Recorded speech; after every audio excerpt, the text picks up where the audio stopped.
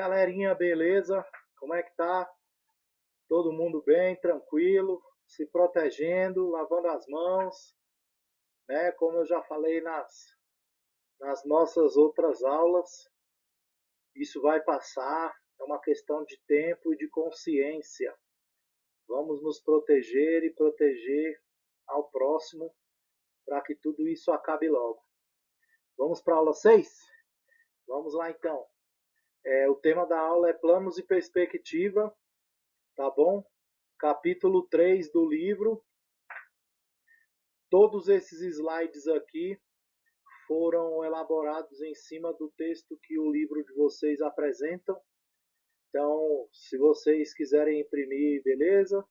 Se não, não há necessidade. Tudo que tem aqui no slide tem no livro de vocês, tá bom? Eu não estou elaborando nenhuma outro texto fora do material didático que vocês adquiriram para não complicar o estudo de vocês, tá bom? Eu espero que os senhores tenham gostado aí da nossa aula 5, a nossa atividade prática. E vamos que vamos. Vamos começar com o plano, tá bom? Eu vou tentar alternar entre textos e imagens para ficar bem clara a explicação, ok? Eu estou de cenário novo. Estou na parte de fora da minha casa. Parou de chover, está um pouquinho quente agora, mas eu vou gravar aqui de fora hoje para dar uma mudada no ambiente e a gente não ficar sempre na mesma coisa, tá bom? Vou tentar ser um pouco mais dinâmico, mais descontraído, para a gente quebrar mais um pouquinho aquela questão de formalidade, beleza? Então vamos lá. Planos. Muitas vezes ficamos confusos sem saber se a obra é uma foto, uma pintura ou a realidade. Para conseguir essa ilusão, o artista precisa considerar muitos aspectos durante uma criação. Um deles é a profundidade. A gente está acostumado a falar sobre profundidade quando é algo que contém água, que a gente vai entrar e tudo. Mas nas pinturas, nos desenhos, nos trabalhos artísticos, dentro das artes visuais, a gente chama de profundidade aquela parte da obra em que puxa o nosso olhar, chama a nossa atenção, onde a gente tenta enxergar o finalzinho, né, o fundo, o horizonte, o mais longe possível dentro da obra de arte. É como se a gente abrisse uma janela e olhasse por essa janela lá no horizonte, até onde a gente consegue enxergar. Outro exemplo bem bacana é o céu quando a gente está vendo da areia da praia, certo? Quando o céu se mistura com o mar, você não sabe identificar onde começa o céu ou aonde termina o mar. Então é esse tipo de profundidade que que nós vamos, na verdade, a gente vai não. Nós vamos tentar entender agora, beleza? Mas como o artista cria profundidade no espaço bidimensional, contando apenas com a altura e a largura? Certo, vamos por parte. Dentro de uma pintura ou de um desenho, vamos colocar dentro de um trabalho artístico feito tradicionalmente. Nós usaremos uma tela como suporte, né? Geralmente são usados como suporte as telas. E a tela, ela só tem duas dimensões, certo? Altura e largura. Ela é bidimensional. Como que a gente consegue esse efeito de profundidade? Como que a gente consegue esse efeito de profundidade, de efeito 3D, se nós só temos duas dimensões, né? Se a tela é bidimensional. Vamos avançar o slide e vamos entender, tá bom?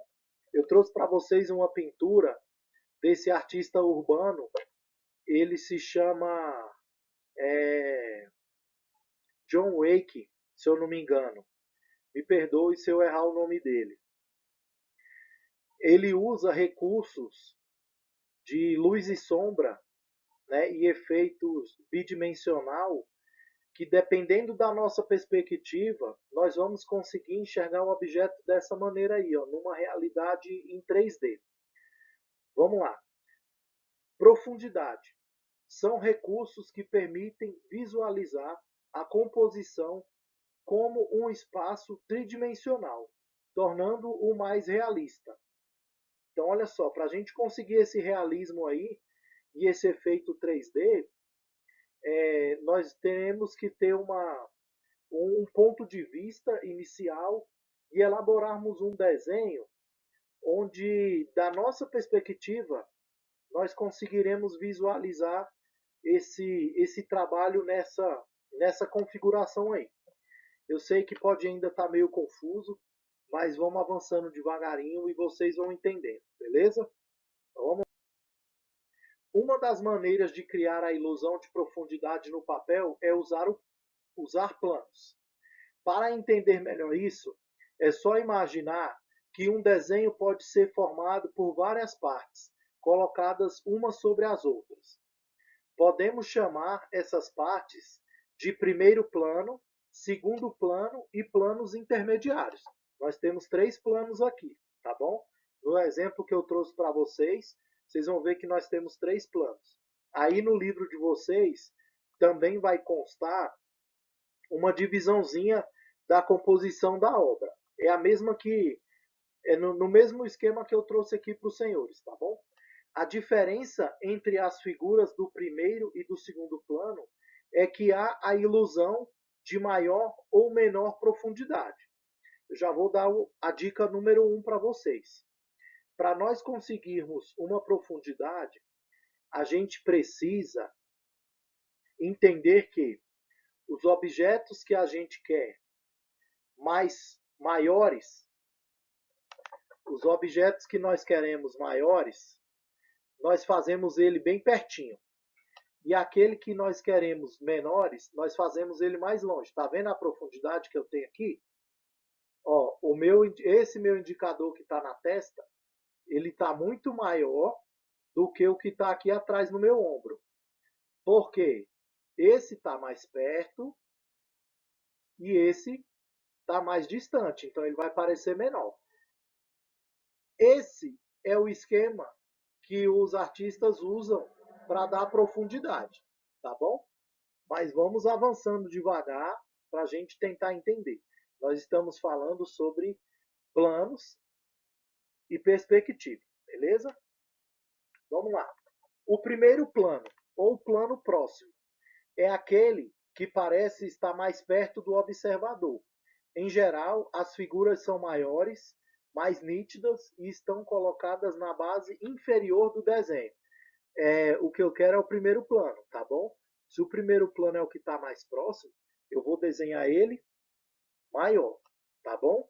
Então, os outros planos, o intermediário e o segundo plano, eu vou colocar mais distante e assim eu vou conseguir uma profundidade. O segundo plano, ou plano afastado, é aquele que representa o fundo da imagem, ou seja, o que aparece estar mais distante do observador. As figuras são pequenas, muitas vezes esfumaçadas e localizadas nas zonas superiores da tela. Vocês perceberam que no meu slide anterior eu tenho várias pessoas no primeiro plano? Então aquelas pessoas serão as maiores na minha composição. O meu segundo plano, ele vai ser o fundo da obra, né? Pode ser uma paisagem, pode ser a parede de um ambiente interno, da maneira que vocês estão enxergando aí. O próximo plano é o intermediário. O plano intermediário ou plano médio são os planos que ficam entre os dois, entre o primeiro e o segundo plano. No próximo slide vocês vão ver a imagem num todo. Olha só, eu tenho a imagem num todo aí. Aqui no meu primeiro plano, que o rapaz está de braço cruzado, eles estão maiores do que as pessoas que estão em pé, em plano intermediário. E o meu segundo plano é o fundo da imagem. Observem até onde o olhar de vocês conseguem alcançar. A parte mais distante dessa composição aí são aquelas pessoas que estão atrás da última pilastra, lá naquele cantinho ali, ó. Lá no cantinho lá, atrás do cara de preto. Tem, se eu não me engano, tem duas pessoas por trás da pilastra lá atrás, a pilastra do meio. A gente ainda consegue ver o finalzinho do teto escurecendo lá no cantinho lá. Aquela parte lá é a profundidade da obra. Vocês vão entender essa profundidade um pouco mais para frente. Mas por enquanto, nós temos três planos aqui na obra, é o que a gente está estudando. O primeiro plano, o plano intermediário e o segundo plano, que vai ser o fundo ou vai ser a parede do ambiente interno, depende da composição que está sendo analisada. Vamos lá. Perspectiva. Outro modo de representar objetos com volume e paisagens com profundidade em uma superfície plana, ou seja, num desenho, é usar a perspectiva linear. Observem aí o esqueminha dessa rua que foi criada. Nós temos prédios paralelos, só que de tamanhos diferentes. E se nós analisarmos aqui, ó, no centro do desenho, ela vai afunilando. Ela vai virando uma espécie de ponta do triângulo lá na frente. Isso quer dizer que o nosso olhar está alcançando até aquela linha do horizonte lá, tá bom? Vocês que já devem ter viajado de carro, né? Geralmente quem sai de Brasília para ir para sentido Bahia, que pega ali por Correntina, se você ou qualquer outra estrada, o Brasil ele é legal porque tem algumas estradas que a linha reta parece que não vai acabar nunca. Se vocês observarem, vocês vão ver que a pista ela faz isso. Ó. Quanto mais longe você olha da pista, mais afunilada ela fica. Ela vai virando um triângulo, ela vai ficando bem fininha. Isso é uma isso acontece porque a nossa visão tenta alcançar o mais longe possível e aí ele acaba juntando a imagem num plano só.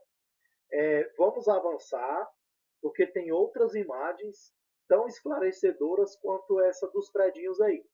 Elas vão afunilando e, é usada essa perspectiva linear que o texto traz, onde as linhas dos prédios, né, tanto a do teto quanto as do chão, elas vão se encontrar num ponto lá na frente.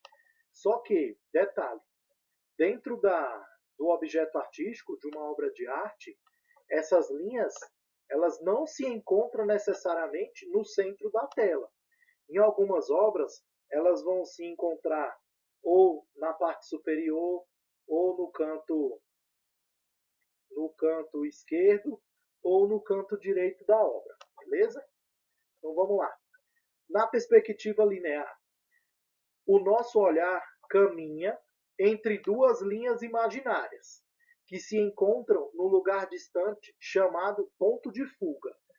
Foi proposital eu escolher essa imagem desse pôr do sol aí na linha do trem. Vamos imaginar que essas duas linhas imaginárias que o texto diz são os trilhos do trem, certo? E eles vão se encontrar num lugar bem distante, que aí na imagem está marcado pelo sol, é o pôr do sol. É uma linha de trem num pôr do sol, beleza? Esse triângulo branco aí, eu coloquei proposital na imagem, porque esse é o desenho que vai constar na nossa cabeça. Os cantos inferiores do triângulo, deixa eu ver. Não vai dar para eu fazer com a mão não, mas vamos embora. Os cantos mais próximos do triângulo são os nossos olhos, vamos dizer assim, olho direito e olho esquerdo. A nossa visão, quando tenta alcançar o mais longe possível, lá no infinito, ela vai se juntar lá no horizonte. É nesse horizonte que a gente encontra o ponto de fuga. Lembra que eu falei que não necessariamente esse ponto de fuga vai estar centralizado na tela, eu posso ter esse ponto de fuga na parte superior direita ou na inferior esquerda. Vai depender de como se criou a composição. A gente está estudando em linha reta para ser mais fácil dos senhores entenderem, certo? Vamos lá. Eu trouxe para os senhores A Última Ceia, de Leonardo da Vinci. Essa obra foi pintada no refeitório de um mosteiro, né? E foi pintada direto na parede. É um afresco. Vocês estão vendo essas linhazinhas aí? Todas essas linhazinhas aí, elas levam a um ponto de fuga, né? Nós temos praticamente aí um ponto de fuga centralizado, que é o que a gente viu nas outras imagens, representado pelo triângulo preto. O nosso olhar no primeiro plano, lembra que lá do slide anterior que a gente fala sobre primeiro plano, plano intermediário e segundo plano? Em primeiro plano, nós vamos ter a mesa, certo? É o objeto que está mais próximo da gente. Em segundo plano, nós temos a parte externa da imagem lá. A imagem mostra 3 janelas lá ao fundo e por essa janela a gente consegue ver o horizonte. A gente consegue ver a linha do horizonte lá longe. Então, o nosso olhar, ele começa aqui na mesa, aonde os apóstolos estão reunidos, e os apóstolos é o nosso plano intermediário. Então, o ponto de fuga, ele vai ter 2. Esse centralizado com o triângulo preto e o triângulo que faz as linhas do teto e se encontram também lá fora. E essas setas aí na parede, tanto do lado esquerdo quanto direito, também representam a profundidade linear. Lembra que a gente falou lá no esquema do desenho do predinho sobre profundidade linear? Está tudo linear nessa imagem aqui também. Tanto o teto, né, as portas na lateral aí, que são marcados por essa seta, que também vão levar o nosso olhar lá para fora, o mesmo ponto de fuga. Nós vamos ter 2. Um centralizado e um próximo às montanhas ali, ó, do ladinho direito de Jesus. É aonde o nosso olhar tenta alcançar, né, a linha do horizonte. Então nós teremos aí 2 pontos de fuga nessa mesma obra. Não é um e nem necessariamente ele será linear, ele será retinho, tá? Ele vai variar aí dependendo até onde o artista quis representar a profundidade na obra que ele criou, tá bom? Vamos adiante. O ponto de fuga é, portanto, a representação do infinito sobre o plano. Professor, esse texto aí confundiu tudo. Confundiu não. Vamos dizer que o plano é a mesa. O plano é a mesa onde os apóstolos estão, tá bom? E o ponto de fuga é da onde o nosso olhar começa na imagem até onde ele alcança. Se tivéssemos supervisão, a visão do Superman, talvez, conseguiríamos enxergar o que está acontecendo além daquelas montanhas lá onde o nosso olhar alcança. Mas como não temos, o nosso olhar infinito nessa obra de arte que nós temos aí, é só até onde o nosso olhar alcança lá na montanha, tá bom? Então vamos lá, o ponto de fuga é, portanto, a representação do infinito, que é até onde a nossa vista vai alcançar, em cima do plano, que é onde começa aqui na tela, né? Na mesa onde os apóstolos estão reunidos. Vamos lá. Construção da perspectiva. Para desenhar em perspectiva, devemos observar 3 elementos. Primeiro, a linha do horizonte. A linha imaginária do encontro entre o céu e a terra, ela define o ponto de vista do observador, ou seja, a altura dos olhos. Tá? Lembra no começo do vídeo que eu falei sobre a questão do nosso olhar se confundir numa paisagem da praia, quando a gente está na praia e olha tentando enxergar até onde o mar vai quando chega lá na frente, o nosso olhar confunde e já não sabe mais aonde começa, onde termina o céu e aonde termina o mar. Eles se juntam numa trajetória só.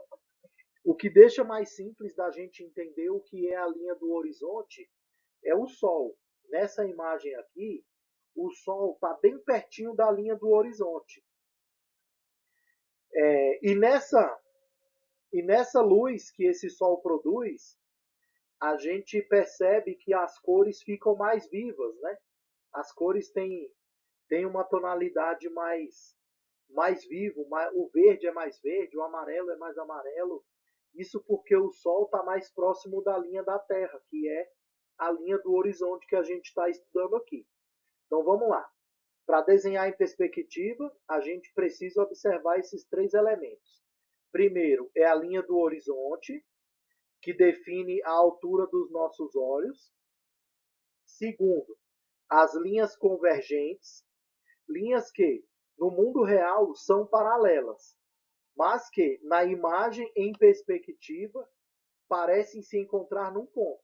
Eu trouxe mais uma imagem da Última Ceia, de Leonardo da Vinci, com um esqueminha muito pronto para vocês entenderem melhor. Lembra da linha do horizonte? A altura dos nossos olhos? Geralmente, eles vão estar ou centralizada no meio da obra, ou elas vão estar um pouco abaixo. Vai depender da composição. Mas nesse esquema vocês vão entender, tá bom? Nós temos a linha do horizonte, que está sendo traçada de um lado para o outro, aí, e temos as linhas convergentes, que são as linhas do teto, as linhas da parede, são linhas imaginárias, que se nós observarmos, eita professor, quase não sai. Se a gente observar direitinho, todas essas linhas vão se unir em um ponto só. É como se fosse um triângulo grandão, usando apenas as linhas laterais e a linha de cima. Então elas vão se encontrar em um ponto só, atrás da cabeça do personagem principal da obra, que é Jesus, e nós vamos tentar enxergar o infinito por trás de Jesus Cristo. Então essas são as linhas convergentes. É o segundo ponto que a gente precisa entender para ter um desenho em perspectiva, tá bom? O terceiro ponto é o ponto de fuga, beleza? Então olha só, eu tento explicar com imagens para ficar muito mais simples de vocês entenderem. Lembra que eu falei que o ponto de fuga ou a profundidade da imagem, ele nunca vai ser centralizado sempre. Ele pode, esse aqui está mais para o lado, tá mais para o lado esquerdo, tá bom? Então olha só, ponto de fuga, local onde as linhas convergentes, aquelas linhas, se encontram, geralmente sobre a linha do horizonte.